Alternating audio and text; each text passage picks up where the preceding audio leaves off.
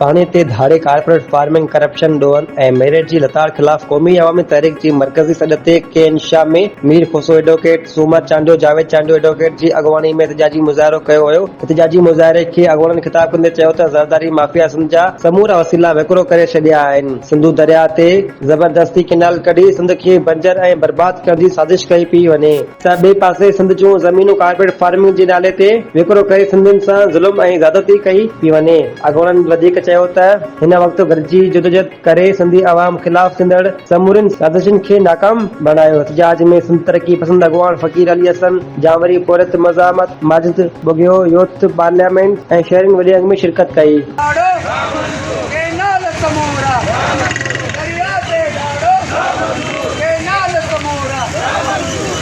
Green Pakistan के नाले ते सिंध जूं ज़मीनूं नीलाम था कनि। असीं इन्हनि खे ॿुधाइण था चाहियूं 7 करोड़ आवाम इन ज़मीननि जो वारिस आहे।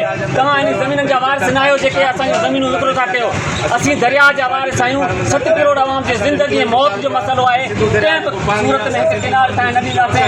सिंध जा माण्हू आख़िरी दम ताईं हलंदा, पंहिंजो दरिया बचाईंदा, पंहिंजूं ज़मीनूं बचाईंदा, पंहिंजा पेट बचाईंदा, पंहिंजा शहर बचाईंदा। हिननि हुकुमरान खे असीं ॿुधाइण था चाहियूं त सिंध जो माण्हू सुजाॻ आहे। अॼु तव्हां ॾिसो अयादरती परी जे हुकुम ते सॼी सिंध सरापा एहतिजाज आहे। कराची खां वठी कश्मीर ताईं, गीजर ताईं हर शहर में मुज़ाहिरो आहे। असीं इनखे रिजेक्ट था कयूं, इन हुकुमरान खे रिजेक्ट था कयूं। असीं पंहिंजे दरिया जा वारिस आहियूं, असीं दरिया बचाईंदासीं।